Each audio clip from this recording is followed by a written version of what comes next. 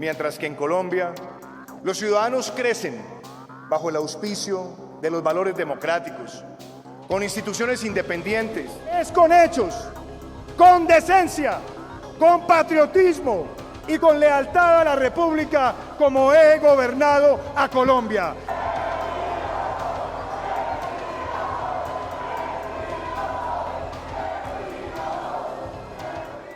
Aparte mentiroso, cínico, el gobierno de Iván Duque para mí es el gobierno más nefasto de la historia de Colombia. Nadamos durante 4 años en un mar de corrupción que sabíamos también que cuando subiera el gobierno de Gustavo Petro, todo esto se iba a empezar a destapar, y así ha sido. Si la ley ordena que la SAE debe actualizar el inventario, pues alguien incumplió la ley. Así de simple, porque el inventario no está. Y eso implica una cadena de personas que han estado al frente de esta entidad que yo creo deben ser ya investigados. Está en las manos del señor fiscal. Este es el legado de Iván Duque. Ahora entendemos ese término raspando la olla, que tanto se utilizó en campaña para denunciar todo lo que estaba pasando en este nefasto gobierno. Es el término más acertado. Sabemos incluso que dejó contratos amañados para que Gustavo Petro no pudiera ejecutar todos sus planes de gobierno y todas sus políticas sociales que necesita llevar a cabo. Nos vendió como si fuera el mejor país del mundo. Fuera del país también vendía que en Colombia se estaba haciendo el tratado de paz, que todo se estaba llevando a cabo, mejor dicho, que vivíamos en Suiza. Pero el senador Iván Cepeda ha hecho un recuento de 8 de los casos que han salpicado hasta el momento, que sabemos que son muchísimos más los casos de corrupción que van a salir a la voz pública. El senador lo cita y cita también muchos medios tradicionales que muchas veces ocultaron esas noticias, esas denuncias que se estaban haciendo, que estaban pasando. Esta vez no han podido ocultarlo y se han visto en la obligación de denunciarlos y de colocarlos a la opinión pública para que todos sepamos qué es en realidad lo que era ese gobierno que todavía nos siguen vendiendo como que fue un excelente gobierno y que escuchamos a muchos congresistas en los debates diciendo que era lo mejor que le ha podido pasar al país. Vamos a ver el recuento del senador Iván Cepeda. Corrupción legada por el gobierno de Duque. Hilo. En cálculos muy preliminares se ha detectado que al menos 5 billones de 8 instituciones estatales terminaron en poder de los corruptos en el anterior gobierno. ¿En qué estado dejó Duque las instituciones públicas del país?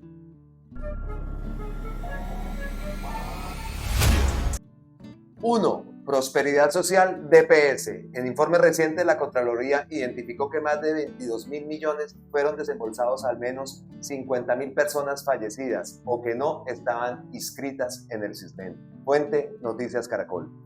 Más de 20.000 millones de pesos de los programas sociales del gobierno pasado jamás llegaron a sus destinatarios, las familias vulnerables. Una investigación de la Contraloría dejó al descubierto cómo desde el Departamento de Prosperidad Social se giraron recursos en el 2021 a fallecidos y a personas que no hacían parte de esa población. Noticias Caracol buscó a Susana Correa, entonces directora de esa dependencia, pero no fue posible contactarla.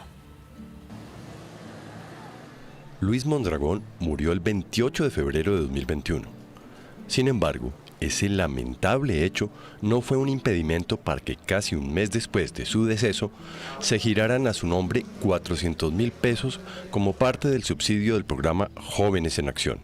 Lo mismo ocurrió con Vivian Londoño, quien murió el 29 de enero del año pasado, y el 24 de marzo, a nombre suyo, aparecían desembolsados los 400.000 pesos del subsidio. Estudiar sí paga. Estos son tan solo 2 de decenas de casos en los que a nombre de personas fallecidas se giraron miles de millones de pesos de uno de los programas bandera del Departamento de Prosperidad Social y que están consignados en este reciente informe de la Contraloría General. 2. El desfalco de la SAE. Arrendamiento de millonarios bienes con un valor reducido. Concentración de bienes. No hay certeza sobre el estado de 57.7% de los bienes inmuebles registrados en su inventario. Fuente, El Espectador. Acá encontramos el artículo. Contraloría encuentra riesgos fiscales y de corrupción en la gestión de la SAE. avalúos catastrales irregulares, falta de certeza sobre el estado físico de 16.283 bienes y líos con la entrega de propiedades de las FARC. Esas son las conclusiones del reciente estudio del órgano de control. 3. La Unidad Nacional de Protección, UNP. Su actual director denunció, entre otros hechos, uso delincuencial de vehículos de protección, blindajes falsos, ausencia de sanciones a contratistas, mafias. Fuente, la W. Aquí encontramos el artículo. En los micrófonos de la W, el director de la Unidad Nacional de Protección, Augusto Rodríguez, habló sobre la situación que presenta la entidad, que hoy la envuelven en escándalos de corrupción y posibles mafias. En primer lugar, Rodríguez aseguró que desde que llegó a la entidad se ha dado cuenta de varias irregularidades, entre ellas el arrendamiento irregular de esquemas. Los vehículos están siendo arrendados a personas que no llevan la documentación y están alquilando los vehículos de manera irregular. En este orden de ideas confirmó que el señor Manuel Antonio Castañeda, detenido este fin de semana por llevar un cargamento de cocaína, le habían arrendado varias veces vehículos de esquema de seguridad, por los cuales incluso le cobraban hasta 7 millones de pesos. De igual forma, Rodríguez confirmó que en los vehículos también se ha encontrado el transporte de marihuana e incluso de dinero para las campañas políticas. Increíble. Por eso, Rodríguez fue enfático en decir que pidió también a la Fiscalía que investigara esta situación que enloda esquemas de seguridad en el país. Por otra parte, el alto funcionario se refirió al famoso apagón de vehículos que denuncian varias personas. Luego, que se cambiaran los contratistas con lo que se arriendan los vehículos para los esquemas de seguridad en el país. Hay una situación difícil que genera crisis de vehículos en todo el mundo, y para cumplir con su cometido se alquilan vehículos por la escasez de vehículos y nos encontramos con que la flota de vehículos no ha sido renovada y vetusta vieja, y entregamos vehículos a los protegidos y se le están varando. En ese mismo sentido, aseguró que también encontró irregularidades en el proceso de contratación donde había presiones para que se eligiera a cierto contratista, situación que también denunció. Sin embargo, indicó que a todos los protegidos se les está garantizando sus esquemas de seguridad con vehículos. Increíble. 4.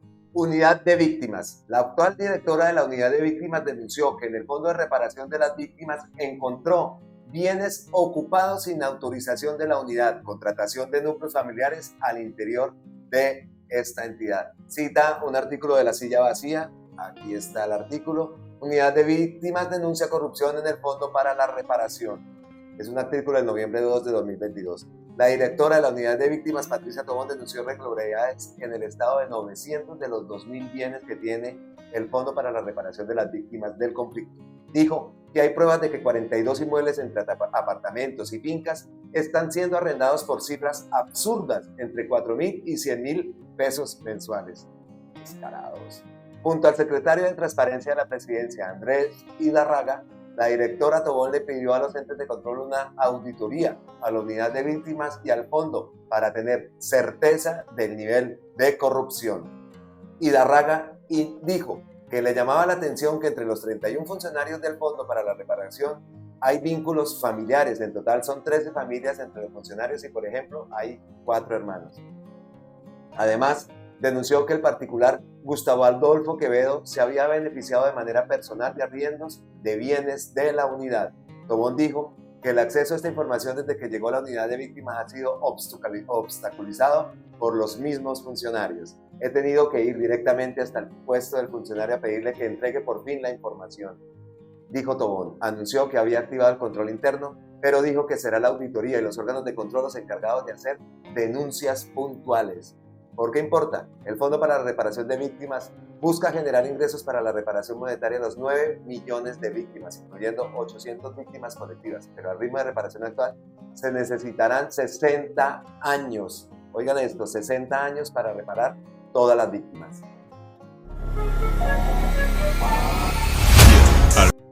Quinto, Unidad Nacional para la Gestión del Riesgo, UNGRD.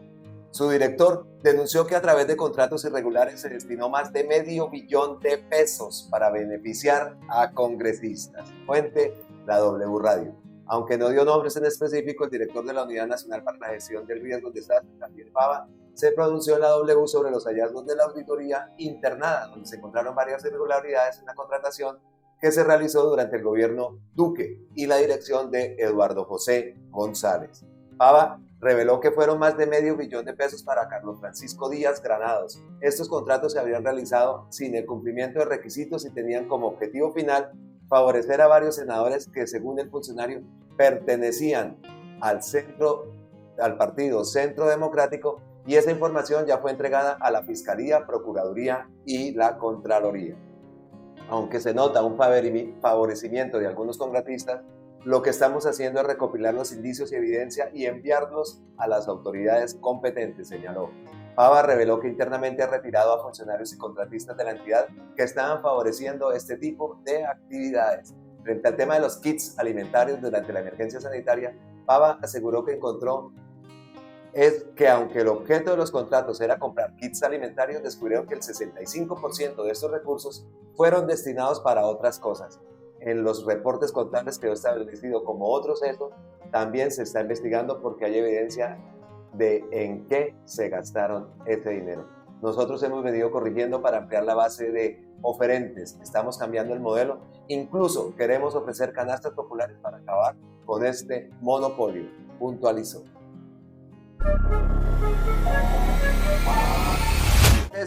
La senadora Esmeralda Hernández denunció que más de 3.8 billones fueron sustraídos mediante el pago de coimas a funcionarios de distintos niveles del gobierno Duque. Vamos a ir al Twitter de la senadora. Dice: investigaciones revela cómo se gastaron los 70.000 millones perdidos de Mintic, 15.000 millones en carros de lujo, obras de arte, viajes al exterior y giros por $300.000. Aún así, abudinen pidiendo que la reconozcan como víctima, todo el peso de la ley para ella. Aquí tiene otro. Las mentiras que en el gobierno de Duque vendieron como triunfo, la falsa muerte de Iván Mordisco y millonaria recompensa que entregaron, la operación del comandante Otoniel, que luego reveló que se entregó, y la supuesta fuga de Matamba, que luego apareció muerto. Macabros. I just got a new coat still. Got a little brand new feel. 7. El OCAT Paz. Investigaciones periodísticas encontraron el entramado de corrupción en el que funcionarios del DPN, la Contraloría y congresistas se habrían quedado con aproximadamente el 12% de los recursos que aprueba el OCAT Paz. Fuente: Blue Radio. Por Valeria Santos, Sebastián Nora, es un artículo del 29 de junio del 2022. Luego de 6 meses de investigación, Mañanas Blue, cuando Colombia está al aire, pudo establecer que mientras Luis Alberto Rodríguez estuvo al frente de la Dirección Nacional de Planeación, funcionarios de esa entidad y de la Contraloría General, así como congresistas, la mayoría del Partido Conservador, mandatarios locales y contratistas, habían creado un entramado de corrupción para quedarse con aproximadamente el 12% de los recursos que aprueba el OCAT Paz. OCAT Paz es el órgano del Sistema General de Regalías que prioriza y designa al ejecutor de los proyectos que buscan beneficiar a municipios que a raíz del Acuerdo de Paz se incluyeron en los programas de desarrollo con enfoque territorial PEDET, por ser los más pobres y afectados por el conflicto. Solo entre junio y diciembre de 2021, cuando se dio vía libre a 355 proyectos, las coimas habían podido ascender a 500.000 millones de pesos. La situación no era un secreto, porque en ese sentido hay varias quejas y denuncias ante la Fiscalía, la Procuraduría, la Contraloría, la Dirección Nacional de Planeación y ante el entonces consejero presidencial para la estabilización y la consolidación, Emilio Archila, quien presidía el OCAT Paz. En un correo recibido por el consejero con el asunto Dolor de Patria por los municipios PEDET, se afirma que senadores, la Contraloría y el DNP están extorsionando a los municipios azotados por la violencia para que paguen por los proyectos, para que les den el ok. Todo este entramado de corrupción se pudo dar después de la reforma de la ley de regalías, donde se habilitó a las entidades mixtas que no tienen la obligación de licitar para ejecutar proyectos financiados con recursos del OCAT Paz. Asimismo, la reforma de la Contraloría, que en 2020 le asignó a este ente facultades para hacer control previo.